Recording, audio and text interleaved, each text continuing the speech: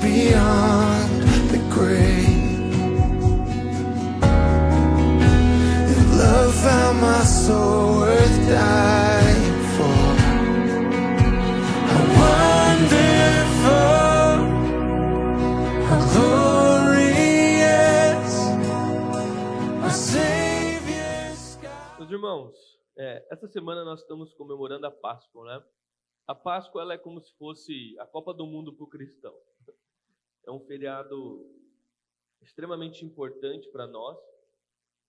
Porém, por incrível que pareça, muitas pessoas não entendem exatamente o que é a Páscoa na Bíblia. E nós comemoramos aquilo que contaram para nós a respeito, mas não aquilo que nós estudamos na Bíblia.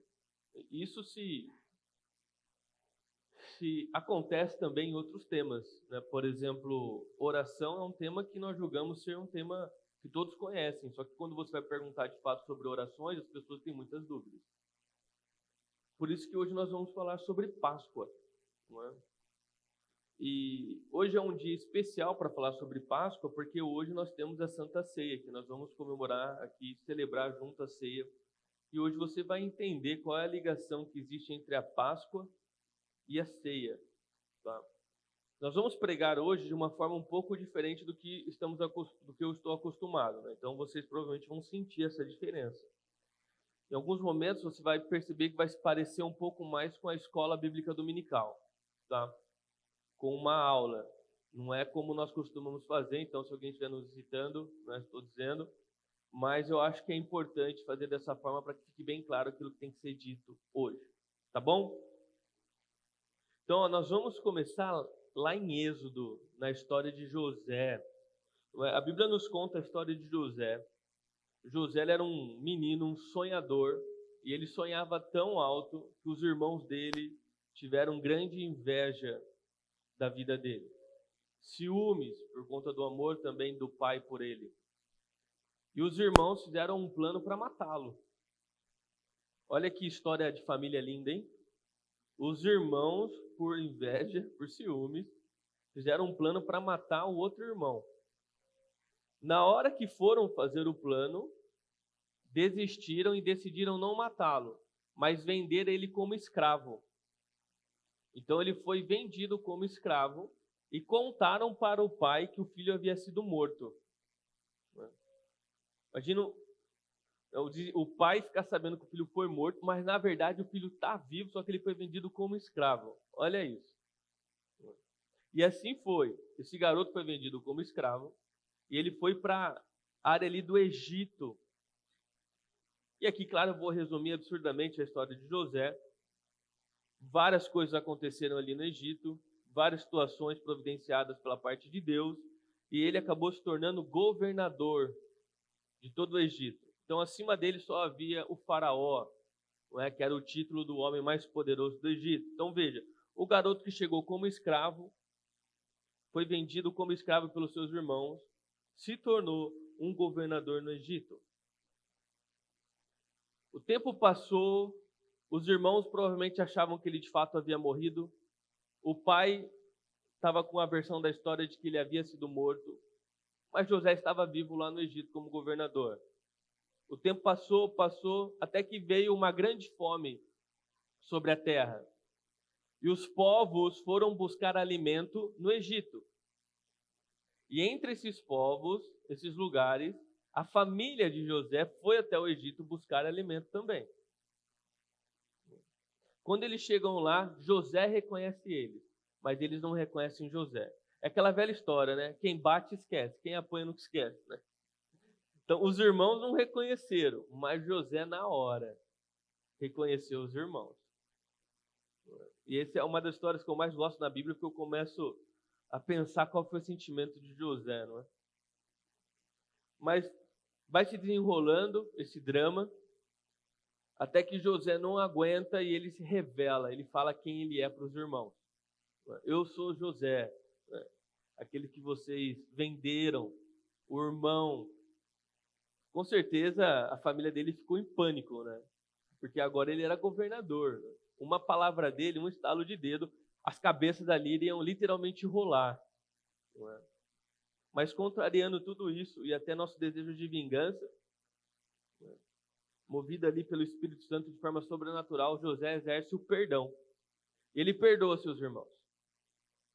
E reconhece ainda que tudo aquilo que aconteceu com ele foi Deus que providenciou para que naquele momento tivesse comida.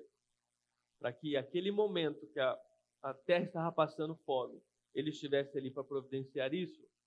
E o perdão foi tão realista, foi tão verdadeiro, que José chama toda a sua família para morar com ele no Egito, porque afinal ele é governador, ele poderia dar uma qualidade de vida extremamente superior à família dele. E a família dele então vem toda para o Egito, vem morar para o Egito. Então um menino que era escravo de outra localização foi até o Egito, um estrangeiro no Egito, se tornou governador e agora chama toda a sua família, que são estrangeiros no Egito, para morar lá. O faraó dá ok e todos se mudam. E a família de José, então, agora mora no Egito. Nós vamos passar agora mais gerações na Bíblia. Essa família, gerações se passaram, se tornaram um enorme povo. Não é? Pessoas se multiplicam. Não é? O dom da vida. Então, uma pequena família, gerações se passaram, se transformaram numa cidade, digamos assim, lá dentro. Só que vocês lembram que eles são estrangeiros no Egito? Então o faraó ficou com medo. Falou, pô, esse pessoal de fora está aqui, eles são muitas pessoas, e se eles decidirem fazer uma revolta aqui e tomar o poder da nossa mão? Se eles resolvem aqui uma guerra civil, começa a matar todo mundo e me arranca como faraó. Eles ficaram com medo de uma revolta, porque o povo era muito grande e eram estrangeiros. Então o faraó decide fazer o quê? Escravizar aquele povo.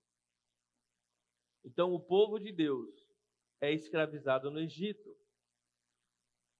Anos mais se passam. Deus ouve o clamor daquele povo e levanta um homem chamado Moisés. Qual era o propósito de Moisés? Libertar o povo do Egito.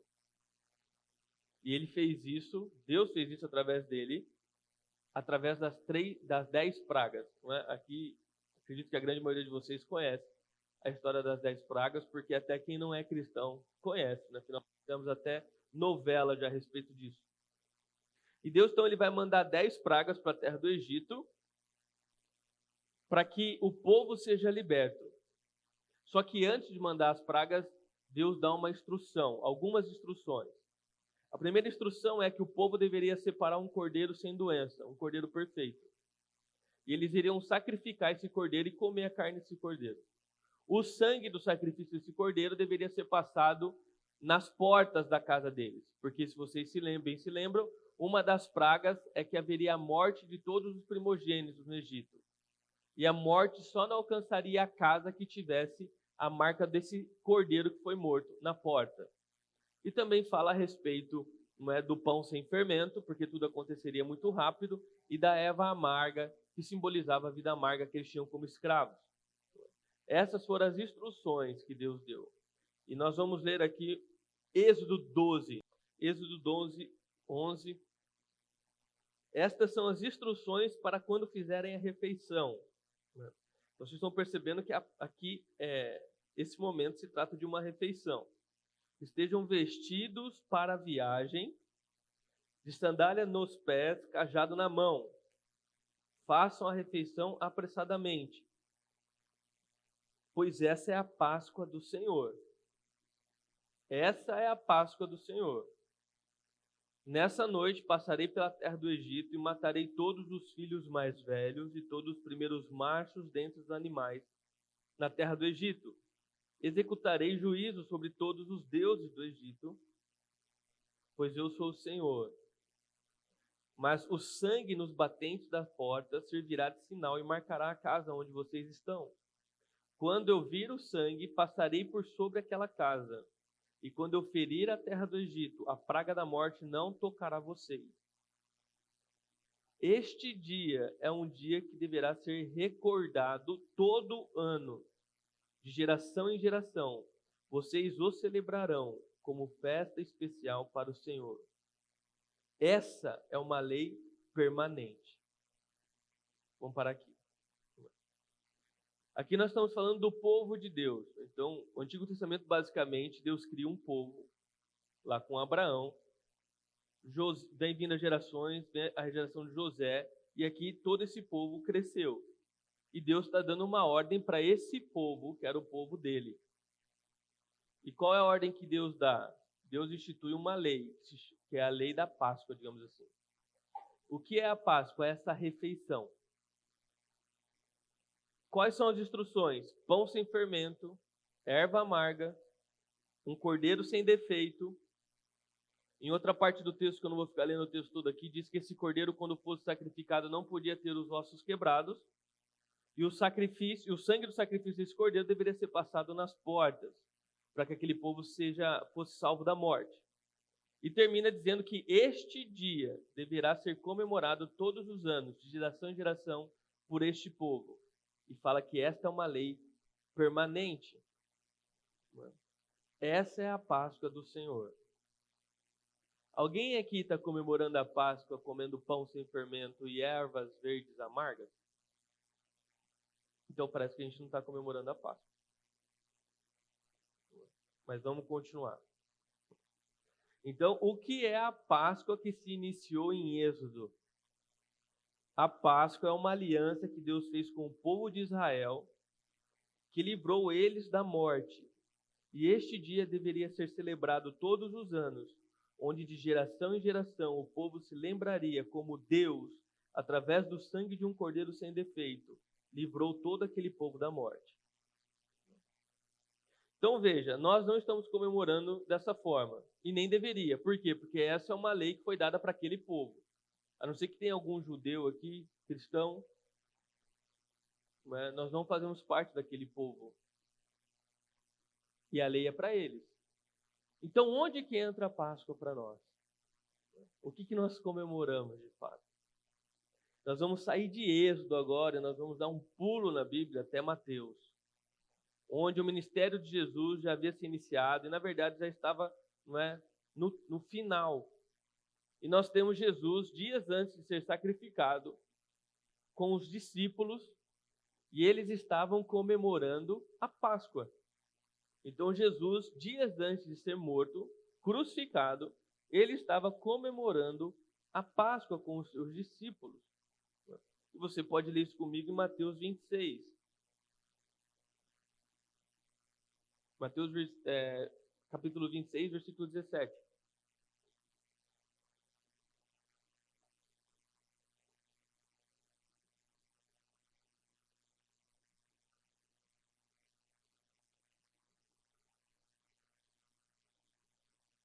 Fala assim, no primeiro dia da festa dos pães sem fermento, os discípulos vieram a Jesus e perguntaram: onde quer que venhamos preparar a refeição da Páscoa? Então, Jesus, onde você quer que nós venhamos preparar a refeição da Páscoa?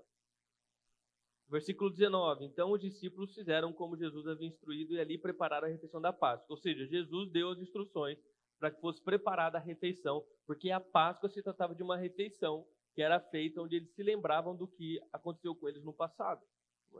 Jesus era um judeu, ele nasceu naquele povo, ele fazia parte daquele povo. Então, óbvio que Jesus iria comemorar a Páscoa. E coincidentemente, ou se você preferir falar Jesuscidências, antes de Jesus ser morto, estava acontecendo o período de Páscoa. Então todo o povo estava focado em comemorar a Páscoa, porque era uma lei para eles. Todos os anos eles paravam nessa mesma época e comemoravam a Páscoa. Eles se lembravam que eles foram livres e que o povo só existia porque lá no passado Jesus livrou eles da morte. Então eles comemoravam, era uma tradição daquele povo. Eles comemoravam para que nenhuma geração se esquecesse da história deles, do que aconteceu lá atrás. E Jesus aqui então está com os discípulos, comemorando, celebrando a Páscoa. Só que aí, em Mateus 26 mesmo, só que no versículo 26, acontece algo diferente. Porque no meio da comemoração da Páscoa, Jesus muda o roteiro, ele traz um novo significado para aquele momento. Então, Mateus 26 diz assim: enquanto comiam, Jesus tomou o pão, o abençoou, e em seguida partiu em pedaços e deu aos discípulos, dizendo: tomem e comam, porque este é o meu corpo. Então tomou o cálice de vinho e agradeceu a Deus. Depois entregou aos discípulos e disse: cada um beba dele, porque este é o meu sangue, que confirma a nova aliança. Ele é derramado como sacrifício para perdoar os pecados de muitos. Igreja, qual é o nome da celebração que nós celebramos, que envolve um pão e um cálice? Santa Ceia. Então, qual era o novo ensino de Jesus? A Santa Ceia. A Páscoa, no momento da Páscoa, Jesus mudou o roteiro e trouxe um novo significado. A ceia nasceu da Páscoa. Vocês entenderam? Estão comigo até aqui? Da comemoração da Páscoa nasceu a ceia.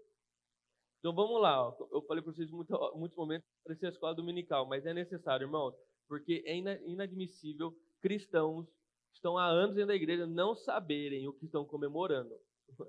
É igual que as pessoas que ficam cantando música em inglês, em francês, só por causa do ritmo, não sabe o que está cantando. Isso não pode acontecer. Você tem que saber do que se trata.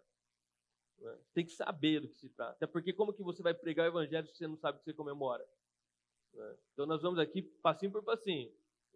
Então a Páscoa vinha sendo praticada por aquele povo geração por geração, onde o povo se lembrava que eles foram livres da morte lá do Egito. Deus mandou as pragas, livrou eles através do sangue de um cordeiro. E agora eles comemoram esse livramento ano após ano, geração após geração. Agora aparece Jesus. E na hora da Páscoa ele começa a mudar as coisas e ensina algo novo no meio da Páscoa. Você consegue ligar os pontos aqui? Vamos ligando os pontos então. Ó. Lá na Páscoa, quando eu falo Páscoa, estou me referindo a Êxodo. Lá na Páscoa, o povo de Israel foi salvo por um cordeiro. João 1,29 diz: no dia seguinte, João viu Jesus caminhando em sua direção e disse: vejam, é o Cordeiro de Deus que tira o pecado do mundo. Então, no início do ministério de Jesus, ele foi identificado como um cordeiro. Jesus, então, foi chamado de cordeiro, o cordeiro que tira o pecado do mundo. Lá na Páscoa, o cordeiro teve que ser sacrificado. Lucas 23:33. Quando chegaram ao lugar chamado Caveira, ali o crucificaram com os criminosos, um à sua direita e outro à sua esquerda. Então Jesus, chamado Cordeiro, foi sacrificado. Na Páscoa, o cordeiro morto não podia ter seus ossos quebrados. João 19:32. Assim os soldados vieram e quebraram as pernas dos dois homens crucificados com Jesus. Mas quando chegaram a Jesus, viram que ele já estava morto e, portanto, não quebraram suas pernas. Essas coisas aconteceram para que se cumprissem as escrituras que dizem: nenhum dos seus ossos será quebrado. Então Jesus, o Cordeiro perfeito, foi crucificado e nenhum dos ossos dele foi quebrado. Vamos continuar ligando os pontos. Na Páscoa, o sangue daquele cordeiro que eles mataram, eles passaram na porta e aquele sangue trouxe salvação. Efésios, é o nome da cidade, Efésios 1:7. Deus é tão rico em graça que comprou nossa liberdade com o sangue do seu Filho e perdoou nossos pecados. Então, Jesus, o Cordeiro perfeito, que foi crucificado, não teve nenhum osso quebrado. Quando o seu sangue foi derramado, o sangue dele comprou nossa liberdade. E por último, na Páscoa, Deus libertou o povo do Egito e direcionou eles para uma nova cidade, a terra prometida. Então, abre comigo aí Apocalipse 21.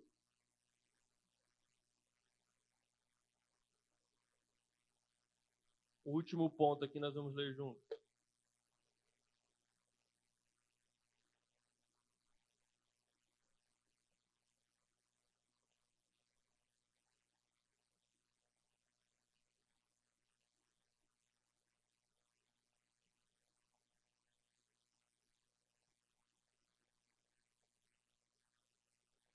Apocalipse 21 diz assim: então vi um novo céu e uma nova terra, pois o primeiro céu e a primeira terra já não existiam, e o mar também não existia. E vi a cidade santa, a nova Jerusalém que descia do céu, da parte de Deus, como uma noiva belamente vestida para o seu marido. Então, lá na Páscoa, o povo foi liberto e foi direcionado para uma nova terra. Após o sacrifício de Jesus, nós estamos sendo direcionados para uma nova cidade, que é a Cidade Santa. A Bíblia fala que é o local onde não haverá choro, nem lágrima, a nova Jerusalém. Então, vocês ligaram os pontos? Não é? Então, você percebe que mesmo sem saber, aquela Páscoa que aquele povo comemorava de geração após geração, de ano após ano, estava apontando para um acontecimento futuro. Eles comemoravam, e toda vez que eles comemoravam a respeito do sangue de um cordeiro que livrou eles da morte, eles estavam apontando para algo que iria acontecer mesmo sem saber, porque eles não sabiam o futuro. A Páscoa apontava para a morte de Jesus, o Cordeiro perfeito que tiraria o pecado do mundo. E quando nós comemoramos a ceia, para onde a ceia aponta? Para a morte de Jesus. Então veja, a Páscoa, a ceia, elas apontam para o mesmo lugar. Elas falam a respeito da mesma situação, elas trazem a mesma mensagem. A morte de um inocente, de um Cordeiro Santo, trouxe salvação para todo o mundo. A Páscoa, a ceia, aponta para o mesmo lugar.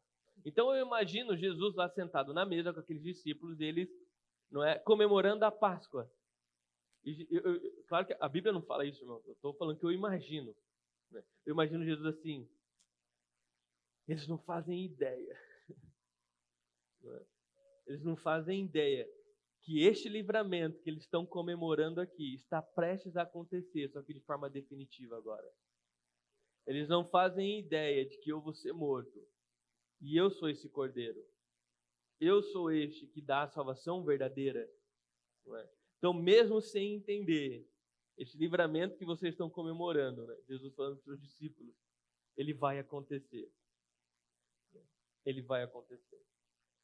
Só que agora não é a respeito mais de um povo. É a respeito de todo o mundo. Então, a Páscoa é uma aliança que Deus fez com aquele povo.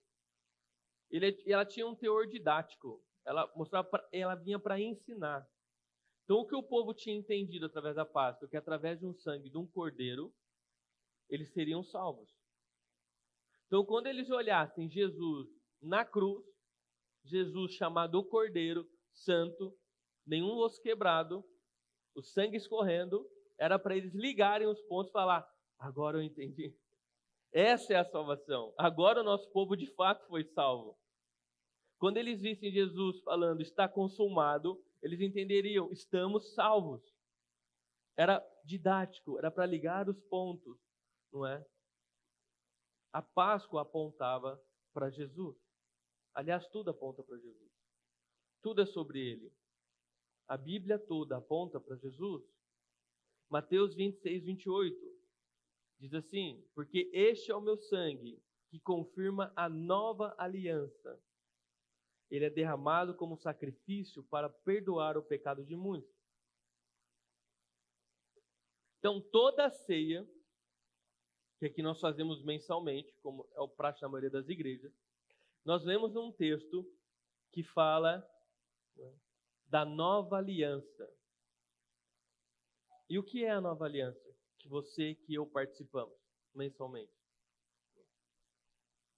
A partir deste momento que Jesus instituiu a ceia, ele fez uma nova aliança. Porque até aquele momento existia uma aliança com aquele povo. Nós não. Mas a partir da ceia e da morte de Jesus, nós fazemos parte de uma nova aliança. Ou seja, a salvação chegou em nós. A graça, a bênção de Deus chegou em nós. Então nós fazemos parte de uma nova aliança, um novo momento. E graças a Deus por isso. É por isso que quando nós comemoramos a ceia, a Bíblia fala para nós que faça isto em memória de mim. Porque antes era um povo que comemorava, agora é a terra, os cristãos, os irmãos comemoram através da ceia a salvação. Então, para nós é a ceia. Nós, no período da Páscoa, nós, através da ceia, comemoramos. E nós ensinamos isso aos nossos filhos e nossos netos. E de geração em geração nós ensinamos a respeito da morte de Jesus. E nós celebramos isso participando da ceia, que nasceu no momento da comemoração da Páscoa. Estão comigo? Então, um momento perfeito para nós falarmos sobre a Páscoa no dia da Santa Ceia.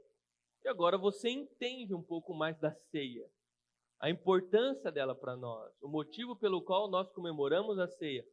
O que é a nova aliança que nós falamos quando comemoramos a ceia? Mas é claro que isso não acaba aqui, a história continua.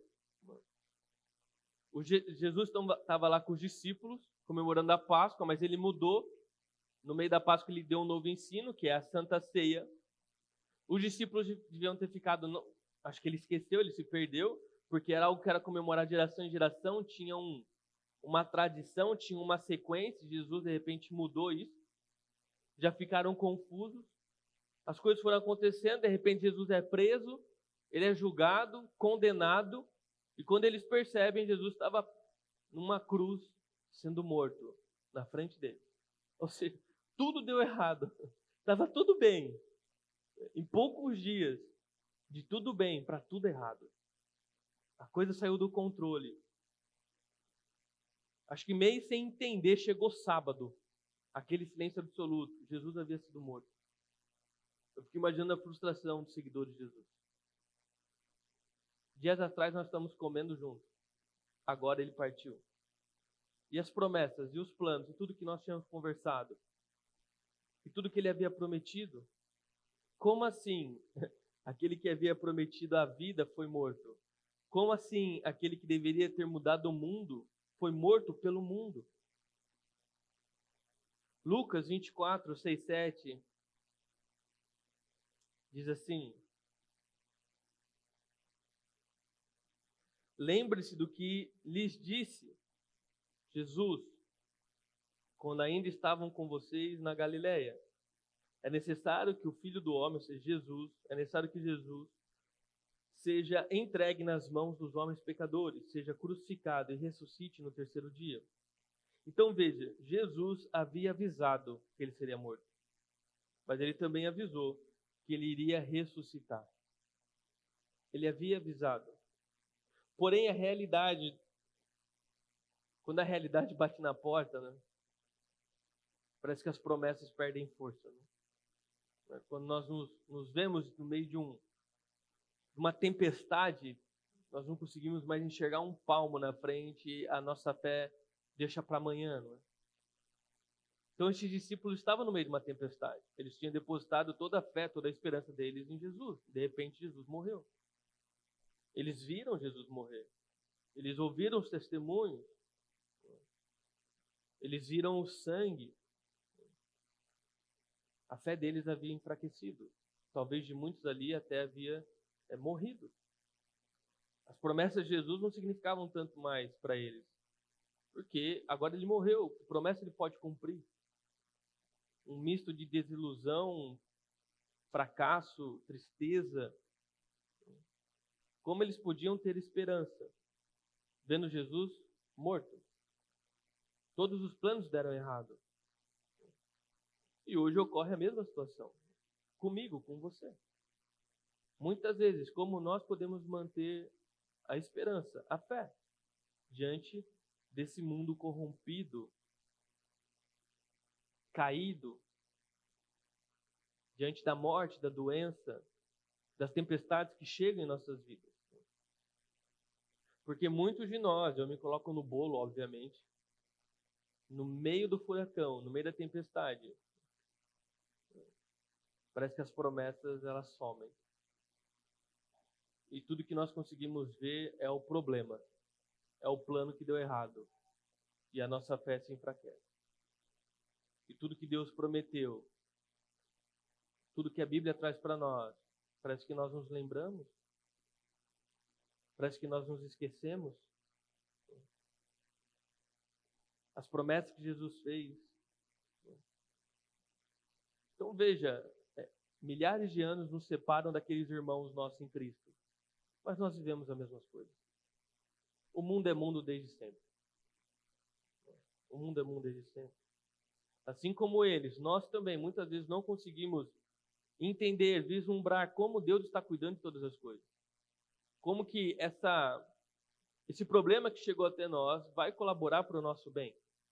Como? Como Jesus está cuidando? Ele morreu. Imagina os discípulos, talvez um de um lado falando, não, mas ele vai falar, ele morreu, você viu ele morrendo. Não vai acontecer, volta para casa, acabou.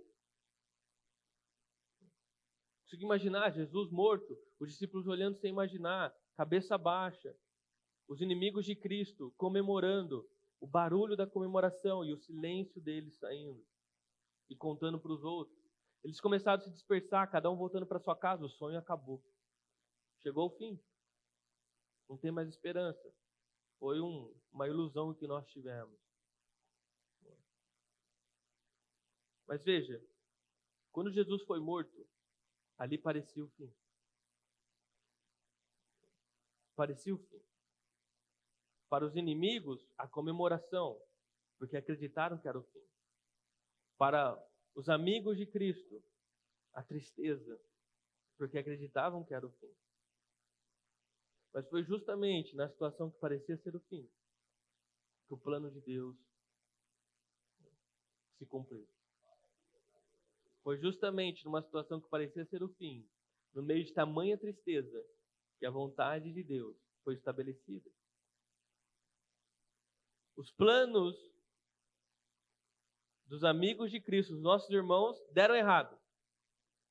Mas o plano de Deus não falhou.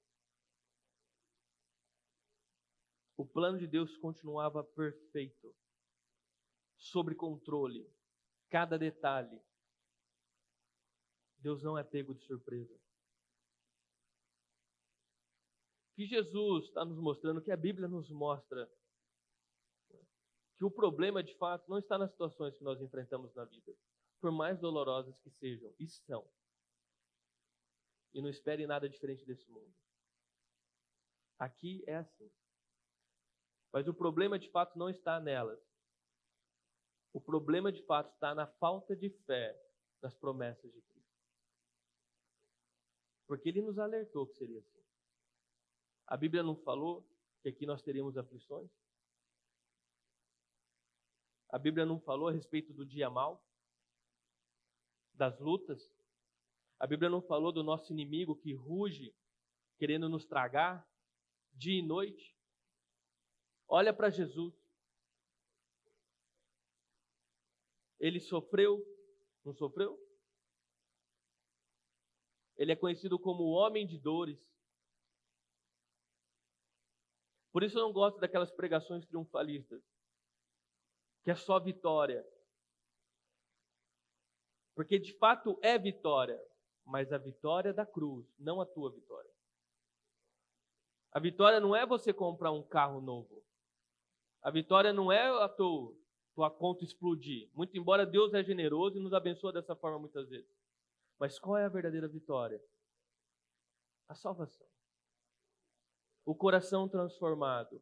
A esperança no amanhã. Essa é a vitória. Então não se iluda, meus irmãos. Aqui nós vamos ter aflições. Mas tem de bom ânimo. Por quê? Porque Cristo venceu o mundo. Então o pessoal lá estavam tristes, porque eles acreditavam que tudo tinha dado errado. Mas Jesus tinha falado, Jesus tinha prometido. O que ele falou? Ele também falou: eu vou morrer, mas eu vou ressuscitar. Jesus avisou, assim como nos avisa.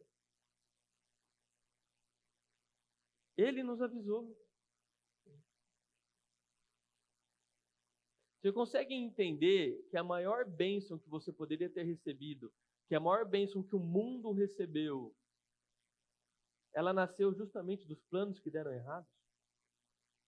Ela nasceu justamente da frustração.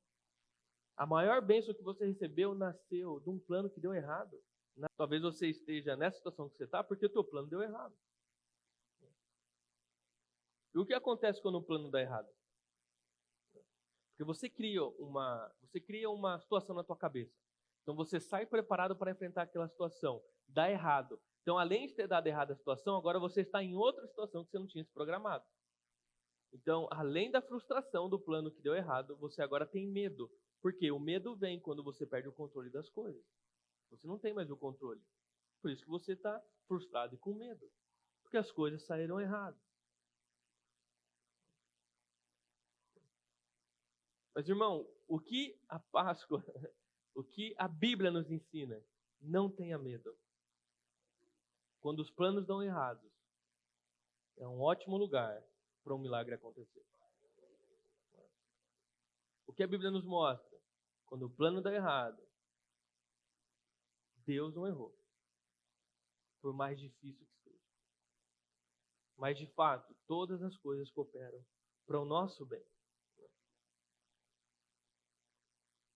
E eu falo isso com toda certeza no meu coração, porque nós vivemos no mesmo mundo, então vocês, eu, nós vivemos situações assim. Situações que parecem ser o fim. O fim de uma alegria, o fim de uma família, o fim de um projeto, o fim de um sonho. Você fez tanto, não é? Você se organizou tanto, você gastou tanto, você se dedicou tanto, tantos anos da sua vida, e de repente, tudo deu errado. Tudo deu errado. A frustração, o choro, o medo, tudo saiu do controle.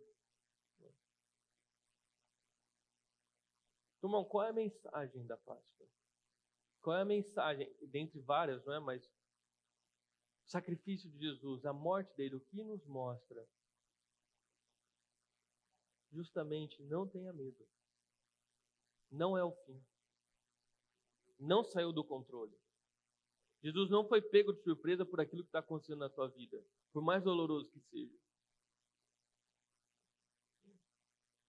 Ele não está surpreso. Nossa, olha o que aconteceu. Irmão, o plano de Deus continua seguindo perfeitamente. Cada detalhe, cada situação. Para você parece o fim. Para Deus, uma ótima oportunidade de fazer algo novo. Uma ótima oportunidade de um milagre acontecer. Para nós nunca é o fim, meus irmãos. Vocês se lembram quem é Deus? Deus é aquele que com a palavra criou o universo. Deus é aquele que a Bíblia, para tentar descrever ele, usa adjetivos extremos, porque é impossível descrever Deus. De tão grande, tão perfeito que ele é. E mesmo assim ela tenta descrever, porque não dá. Imagina você tentando explicar para o teu cachorro uma conta de divisão. Não dá. De tão complexo que é para ele. Deus para nós é assim. E este é o Deus que nós servimos. Alguém tão grande, um ser tão perfeito, tão poderoso, que nós nem ao menos conseguimos compreender ele na totalidade. Aquilo que nós sabemos é uma gota. E glória a Deus por isso. Muitos ficam frustrados, eu queria saber mais de Deus. Irmão, glória a Deus que nós não sabemos, porque isso mostra que de fato ele é superior a nós. Porque se você soubesse tudo a respeito de Deus e entendesse tudo, ele seria um pé de igualdade com você. Mas como que nós entendemos um Deus? Ele é um Deus, mas é uma trindade.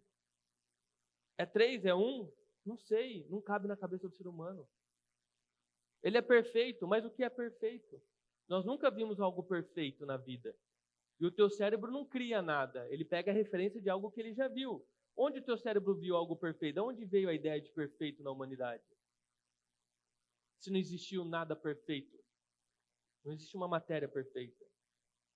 A única resposta que eu encontro é que no seu DNA existe um traço de perfeição, porque alguém que te fez foi perfeito. Tudo aponta para Cristo. Ele é grande, ele é enorme, ele é poderoso. E é exatamente esse Deus que cuida das nossas vidas. E é esse Deus que nos prometeu. E você hoje pode visitar o túmulo que ele foi colocado. O máximo que você vai encontrar lá é uma placa dizendo que ele não está aqui, porque ele ressuscitou. Vá no túmulo de cada homem considerado santo, cada homem considerado Deus, cada chefe de religião da face da terra. Você vai encontrar os corpos deles lá. Vá no túmulo de Jesus. Nada. Ele ressuscitou. O túmulo está vazio. Então, irmão, hoje que nós estamos comemorando a morte e a ressurreição de Jesus no feriado da Páscoa, tire a pedra da incredulidade do seu coração, a falta de fé. Eu não sei pelo que você está passando, e eu acredito que talvez você esteja passando por algo extremamente difícil.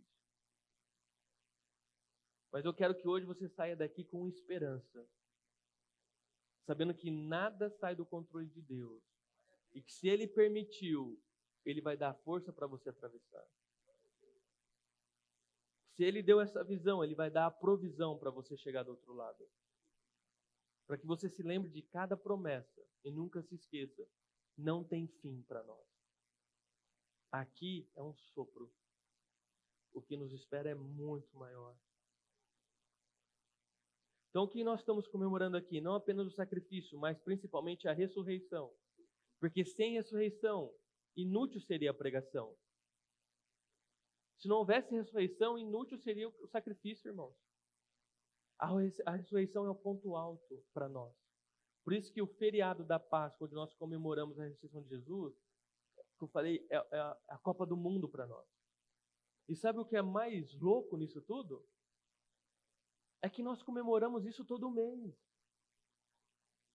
Como família, nós nos reunimos aqui, pegamos o pão, pegamos o cálice e fazemos isso em memória dele. E nos lembramos que ele foi morto pelos nossos pecados, o Cordeiro Santo, mas ele ressuscitou e hoje nós somos salvos. Então nós fazemos uma grande festa na Páscoa, não fazemos? Que deveria ser feita todos os meses, todos os dias. Todo dia que você acordar, você deveria se lembrar e fazer festa por aquilo que Deus fez por você na cruz, pelo favor imerecido, ou você merecia alguma coisa. Nós não conseguimos cumprir nem nossas próprias promessas. Faz 20 anos que eu falo que eu vou emagrecer.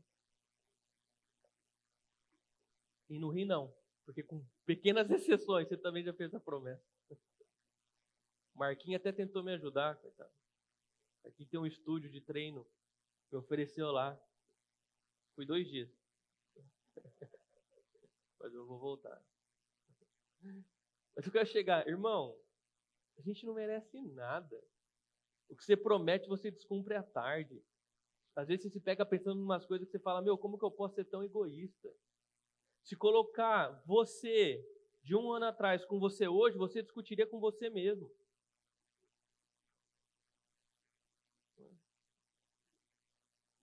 Gente, irmão, e Deus nos salvou. Deus nos ama. Deus nos ama. Morreu por nós, ressuscitou. Ele vive e por isso nós estamos alegres e por isso nós cremos no amanhã. Irmão, último ponto aqui.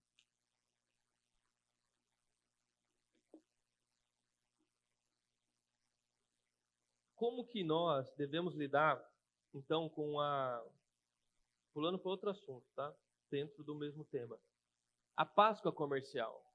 Porque o feriado de Páscoa, na cultura que nós vivemos, é a respeito de um coelho que bota ovo de chocolate. Não se parece com a Páscoa que nós, de fato, comemoramos, né? Então, como nós lidamos com isso? Irmão, compre seu ovo de Páscoa, compre à vontade, coma chocolate, não é? Comemore com a tua família. Mas aproveite este momento para pregar o Evangelho. Porque esse é um dos poucos momentos na sociedade em que a sociedade se abre, não é? E fala a respeito de Jesus. Você vê o nome de Cristo sendo falado em todos os lugares. Onde pessoas que nunca nem pisaram na igreja, elas fazem orações, não é? Agradecendo a Deus. Então, ressignifique esse feriado e pregue o Evangelho. Aproveite a oportunidade. Assim como o Natal. O Natal, a forma como ele é comemorado, não tem nada a ver com o que nós comemoramos. Mas o que nós fazemos? Nós aproveitamos a oportunidade para pregar o Evangelho. Então pregue, meu irmão. Vocês estão falando de Páscoa no teu trabalho, onde quer que seja. Pregue, fala, a Páscoa, Jesus ressuscitou. Aquele que crê nele é chamado de filho e também ressuscitará. A nossa vida está sendo guardada e protegida por um Deus maravilhoso. As coisas não dão errado para nós. Não existe EC para o crente. Deus cuida, Deus guarda. Ele venceu a morte e Ele quer te salvar. Não é o que João 11:25 diz? Jesus disse, eu sou a ressurreição e a vida. Aquele que crê em mim viverá, mesmo depois de morrer. Essa é a mensagem do Evangelho. Essa é a mensagem do Evangelho, irmão.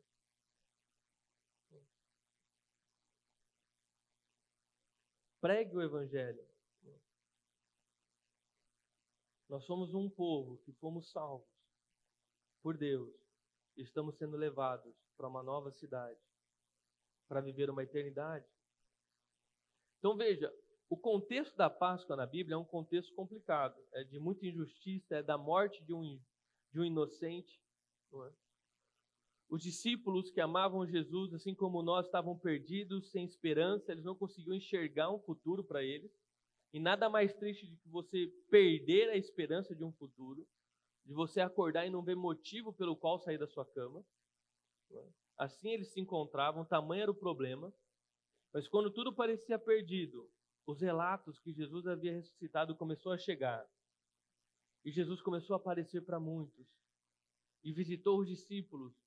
E essa verdade, o cumprimento das promessas, encheu o coração deles de esperança novamente. Para que eles pudessem ter forças de continuar a caminhada, de continuar a jornada sobre a face da terra. Então, a Páscoa não é diferente para nós.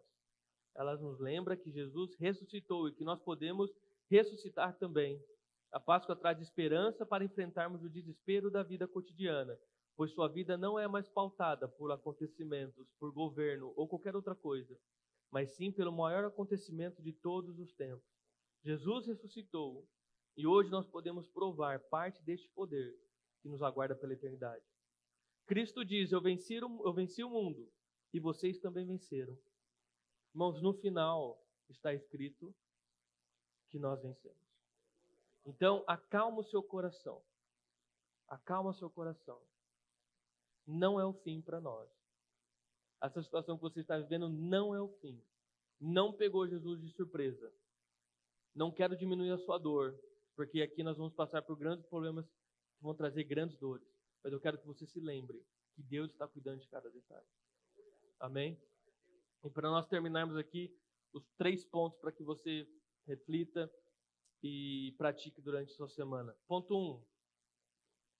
A Páscoa era uma celebração dos israelitas por Deus ter salvado e libertado o povo da morte e da escravidão.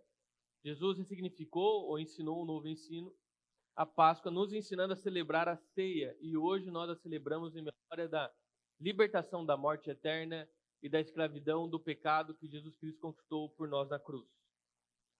Esse é o ponto 1.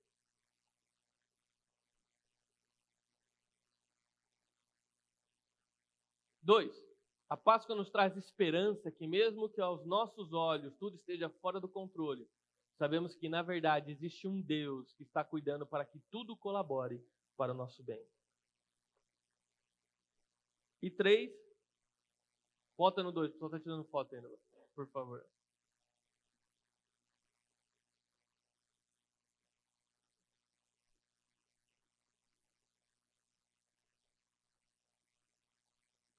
Vamos lá, 3. Aproveite a Páscoa comercial como uma grande oportunidade para pregar sobre o amor, a salvação, a ressurreição e a volta de Jesus. Amém?